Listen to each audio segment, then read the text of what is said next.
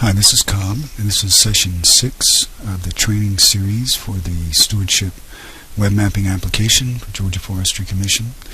In this session, we will cover some just miscellaneous topics that we have failed to mention in the past sessions, and also we'll look at bringing in some other external data using our KML upload tool, which appends those features to our various layers that are in the web map that our application is based on.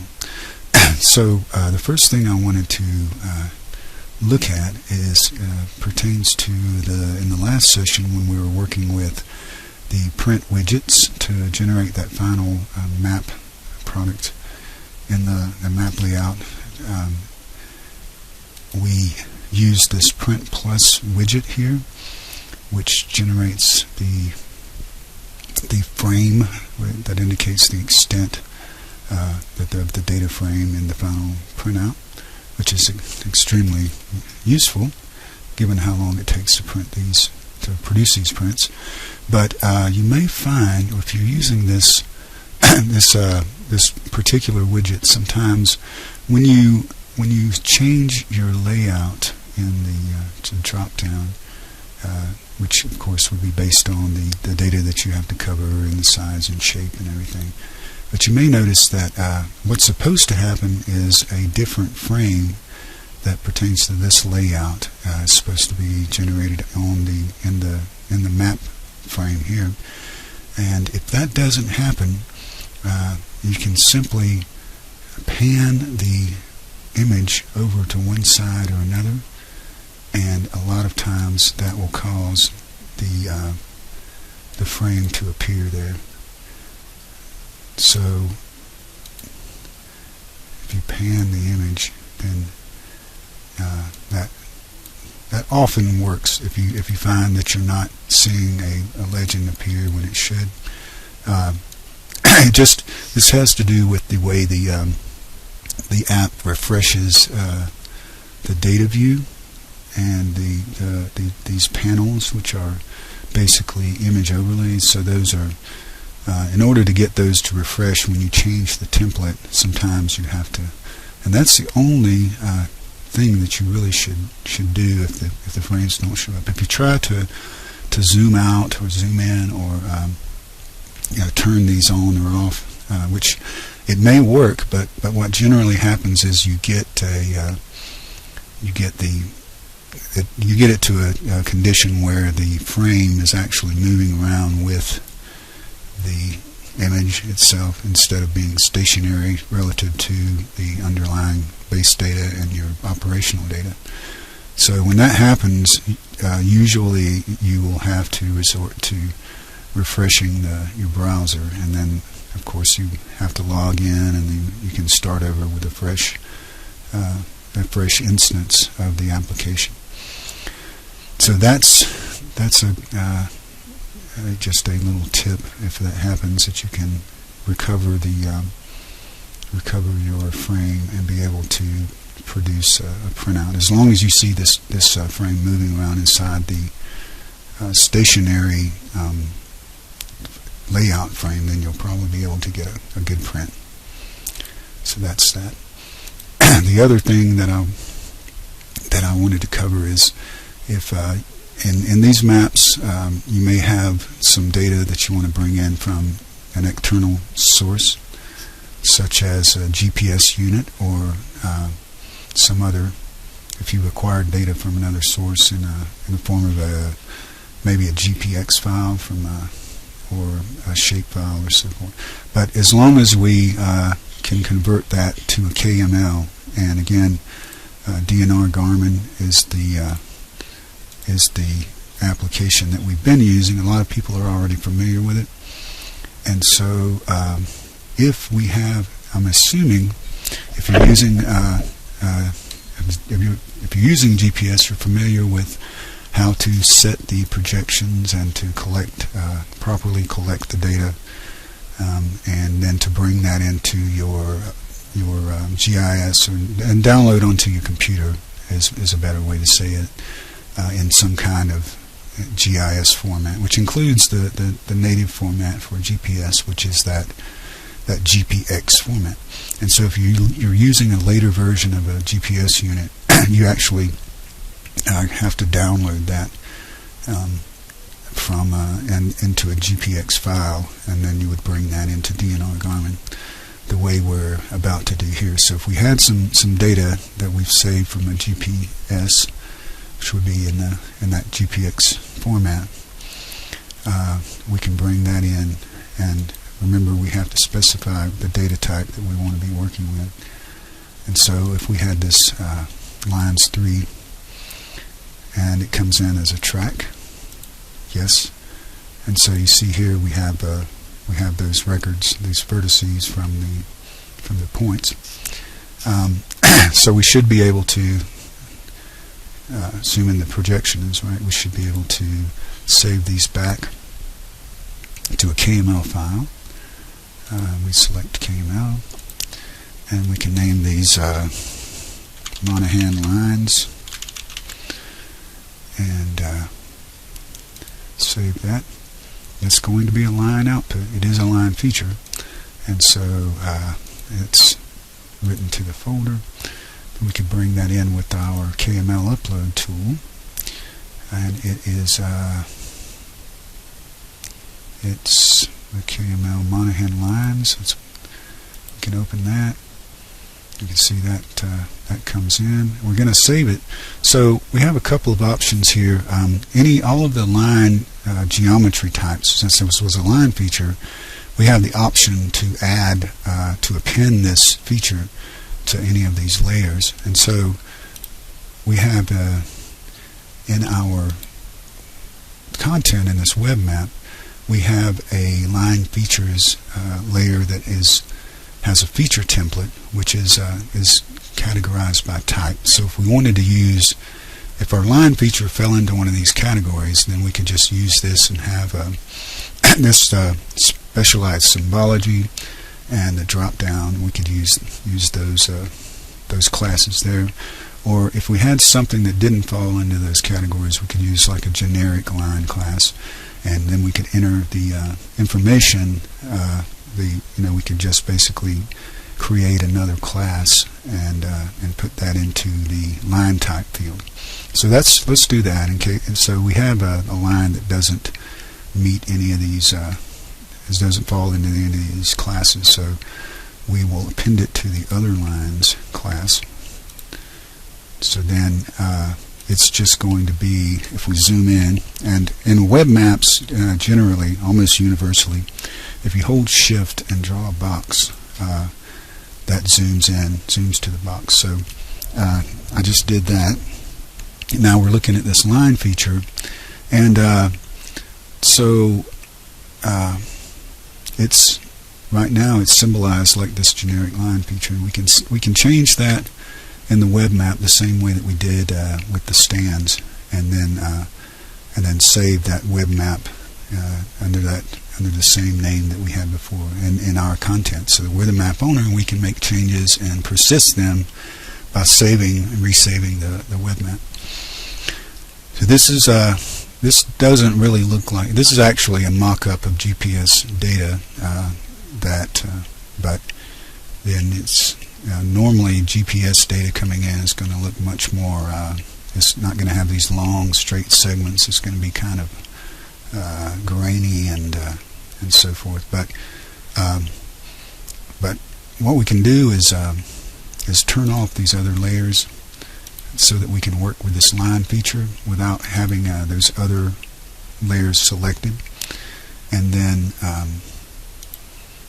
we can start our editing session by bringing up this editor dialog box. And when we click this line now, we can edit the attribute. Say if this was a hiking trail, let's just say, and so that's going to give us something we can use to as a legend label, and also to, if we wanted to label that along the thing, the way we did with the Woods Road, we can use that field for labeling as well. And the tract ID, we'll need to apply the filtering later on, just as we did with the tracks and the stands. So now, so the thing about GPS data a lot of times is you have to be careful that you didn't have any. So in collecting data with a GPS, if your signal starts to get shaky or something, then you could have little topology errors, which are caused by inaccurate location points along the line. And so a good place to look for these would be in these corners. So you see right here in this corner, you have, it looks like you didn't see that from when we were zoomed out to that track level, but here you can see that this is pretty common with raw GPS data to have these little segments. And so what we would need to do, this is gonna, this isn't that big a deal, but a whole bunch of these, and if we have to submit this data or work with it in some kind of way, this could cause a problem, because this is crossing over itself, which is gonna, if we ran some topology rules on here, we would find this and have to correct it. So we can select this, and if we see how with the cursor, when it turns to the pointer finger, you can click again and it allows you to edit the vertices. And so you see here these vertices that we can see. You have these larger gray ones, which are actual vertices, and then we have the smaller white ones, which are what they call ghost vertices, which are placed between in the middle of every two groups of vertices. It allows you to edit the line, manipulate the line. As soon as you move this, it will become a real vertex, and you see we inserted two more between those two. This one became real, and two more ghosts were generated. So really, all we need to do for this, because you can see it crosses right here, so if we eliminated this vertex, then we would have a connection between these two, and that would make a straight line that doesn't cross itself. So if we right click on this vertex and we delete it, then we see what happened there. We went to a straighter line feature. So that's, like I said, with GPS data, it's fairly common to have the quirks like that. And see, there's another one actually right there. So we can do the same thing.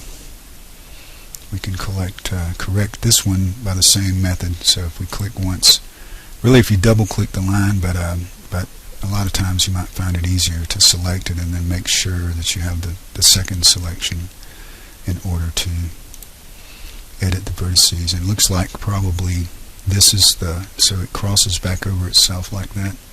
So if we just delete, or we could have moved it back another way, so we can straighten this section out here a little bit, and then make that edit like that. So, and it's difficult to see those unless you're zoomed way in, but it's always it's most often going to be at the where you have turns, sharper turns, and those may be real turns, or they may be just a result of an inaccurate position coming into the GPS. So we can also bring in,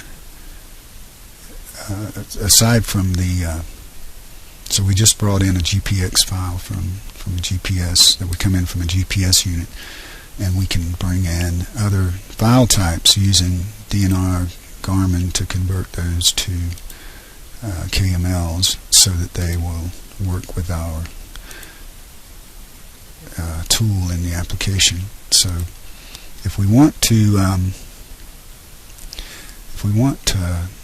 bring in a shape file, if we had somebody send us a shape file or some format like that, then we can bring that in to DNR Garmin, and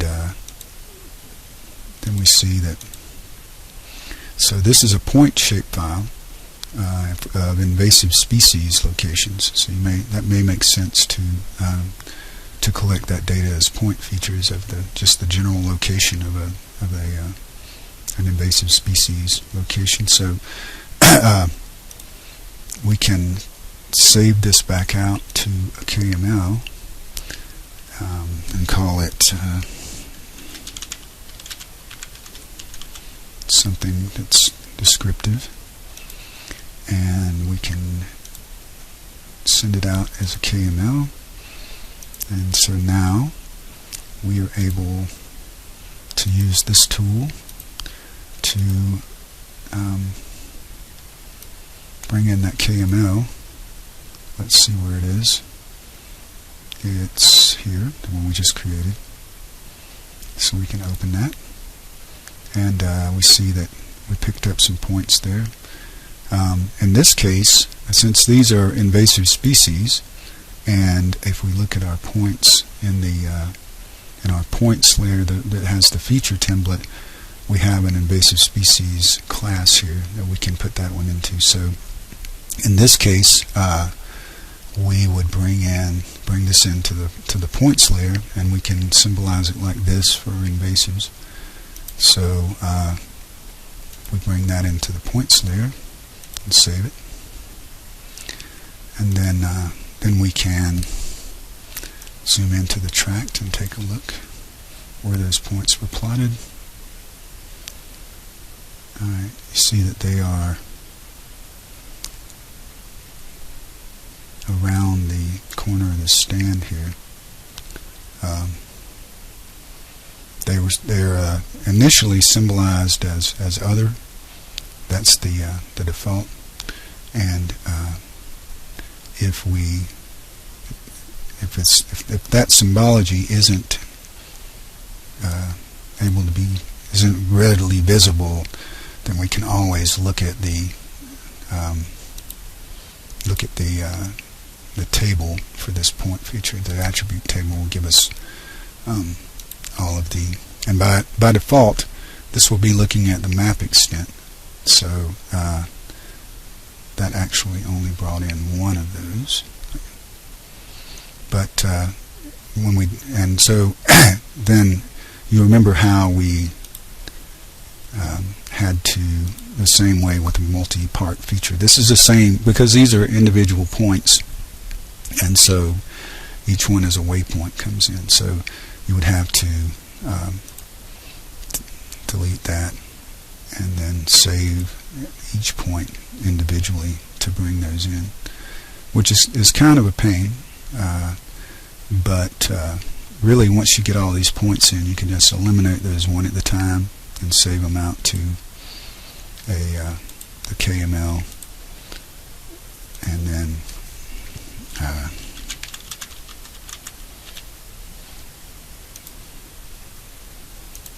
we can bring that one in as well.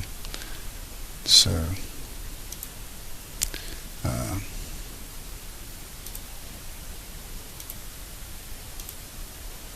where's our Monahan points 2?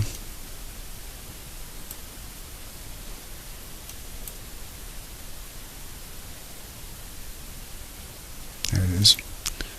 And so then we'll have that other one come in. You see, they all three come in initially, and this is actually a bug with our KML. We're having some folks at the university look at this, and perhaps we can get it straightened out. But anyway, that's the way you would, for a multi-point feature, you would get that to come in like that.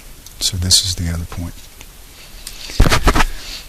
So in this case, when we edit this, we can drop down the invasives to capture both that type for a label and a legend label, and also to get the symbology. So you see that this symbology changed to the invasive species symbol. We can do the same with this one. So, and if it didn't fit into any of those, of course you could make a generic point and we did need to add the tracked ID to this feature. And see, these are symbolized as points.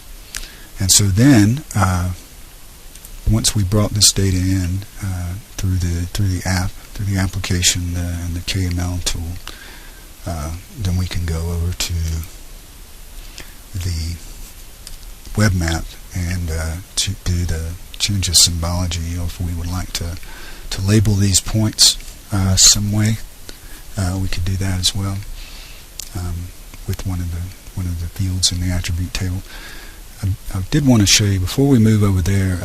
There's one other thing. This is another custom widget that we developed, and initially it was supposed to be helpful to find our features that we initially, when the KML tool was used, it zoomed out to the entire extent instead of to the we had trouble getting it to zoom to the extent of the data that you just added.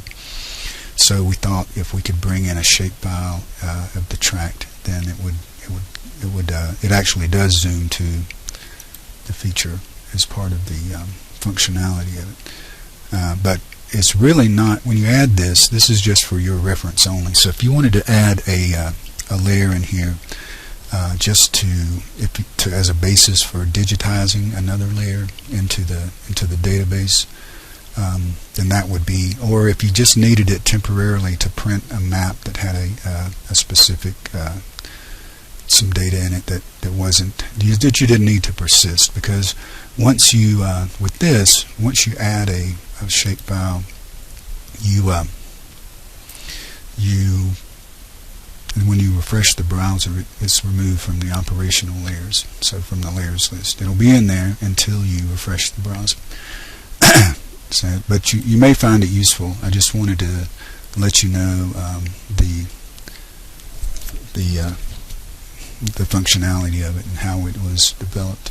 We just left it in there because it may be of some use. It was sort of a legend, a legacy type item. But the thing is that before you use this, you have to put all of the in a shapefile, so it's made up of all of these parts, db, PRG, and you have to make a folder with all of those files in there, and then compress it, make a zip file out of that, because that's the way these work with a zipped shapefile, is a single one. So that's what it has to be if you wanted to use a shapefile. It's the same way with ArcGIS Online. You can bring in a shapefile into your map and your content, but again, it's not appended to our data, so that's not the way that we need for it to be captured in the map. It's just for your own reference, basically, for a digitizing reference point or something like that. So if we open this, you see in this case we did pick up these. This is that same points file.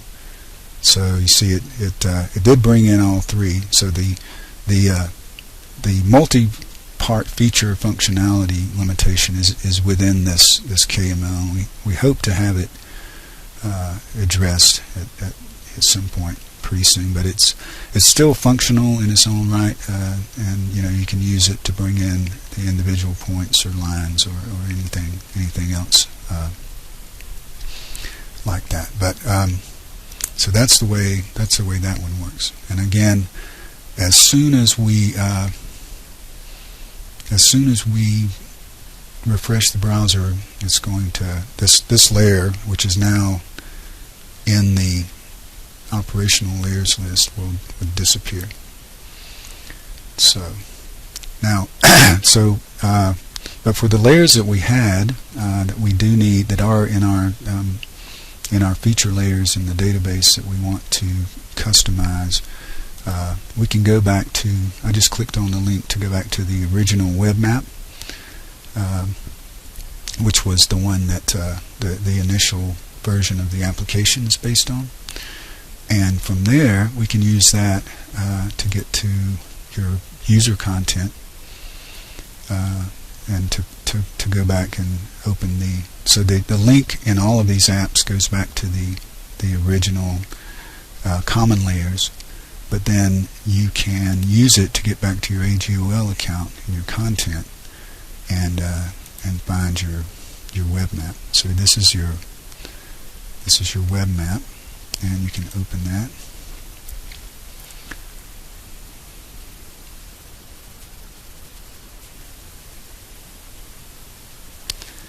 And so here's our map with our new features that we've added, and so we can, if we wanted to create some labels. So you see it says invasives. Anything that you had put in anything you entered into the field, you can symbolize. You can make the labels based on that. So if you wanted that, but of course this is still going to be contained in the legend. So it's a bit redundant to have it labeled in the map, especially since the map is already getting kind of cluttered. But you may want the hiking trail symbolized a different way. So let's go with that. Remember that was in the other lines feature, and so if we want to go with the style,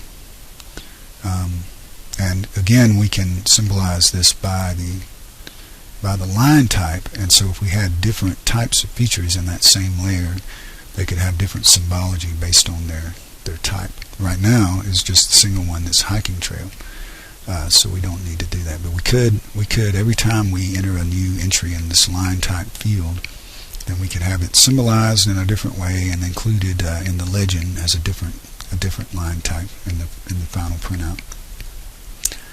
So as a single line, we can change it if we just that's all we needed is a hiking trail and to be symbolized in the map. We may want to use some kind of a dotted line and maybe I don't know, let's see what that looks like, something like that. And you can also, of course, you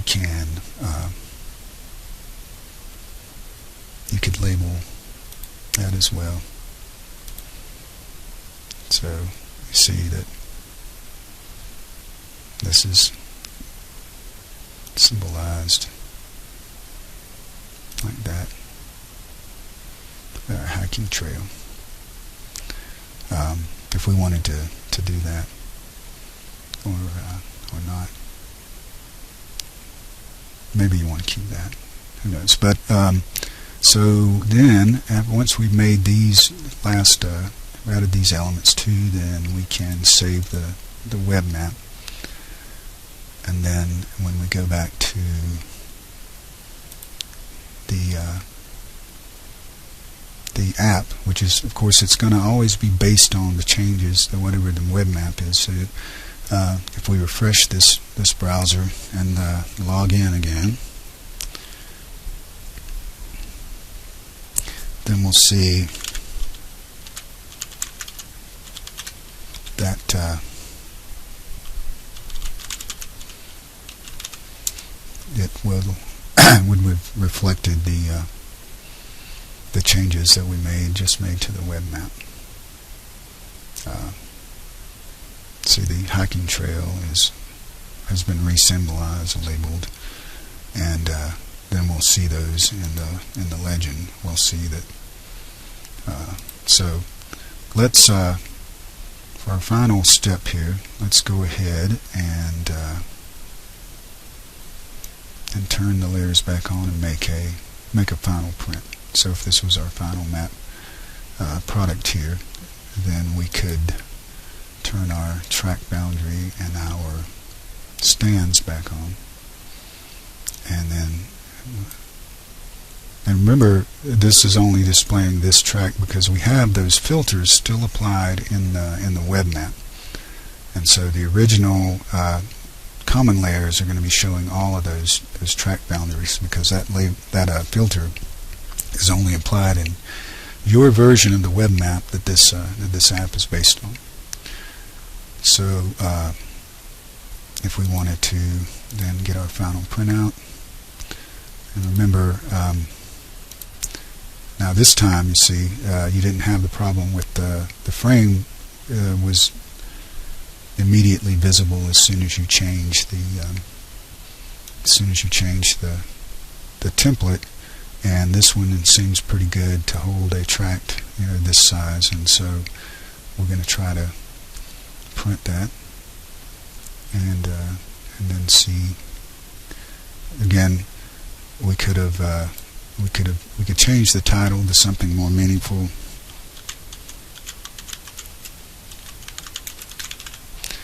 Something like that, and also we can change the author name.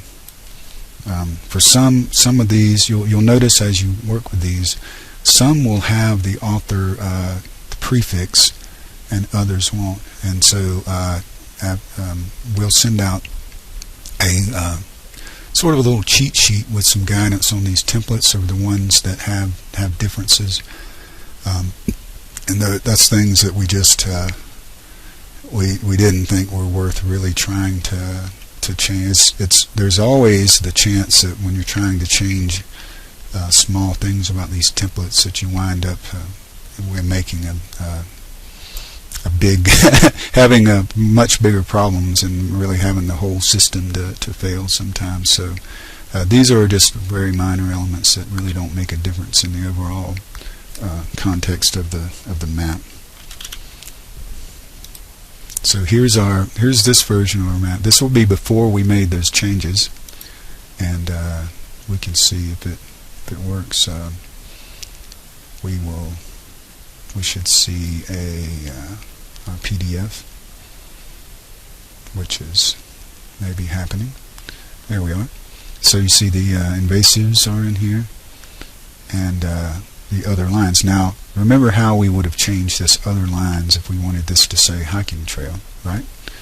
So if I was quizzing you, you would know if we went back to the web map, that's where remember we did the same thing with the stands. And so if we're looking at this symbology here, changing the style, and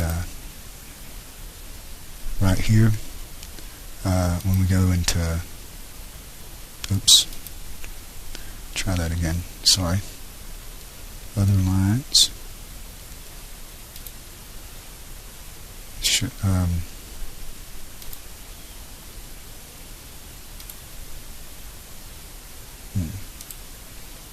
okay, hold on. So if we went to the line type here, maybe that would be the way to do this. Yes. All right. So when you have, this is your label right here for hiking trail. So that's how we were based. We can change this symbol to the same type of symbol we had before.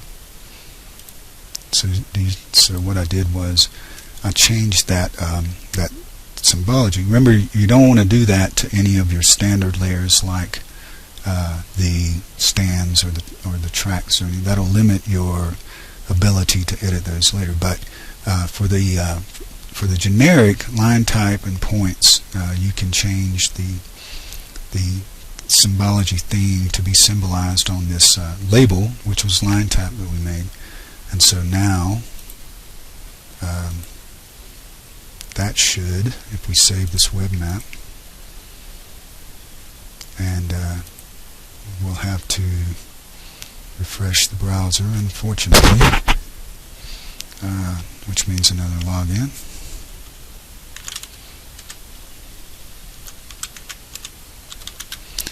And then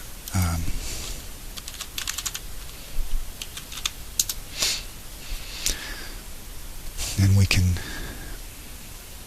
once we're open with this, so then we can see in our legend, this is the way this is going to be now, instead of just being other line, which isn't very meaningful. So if we do this print, and then we actually when we get our this one is the one we wanted, so we can adjust it a little bit and change this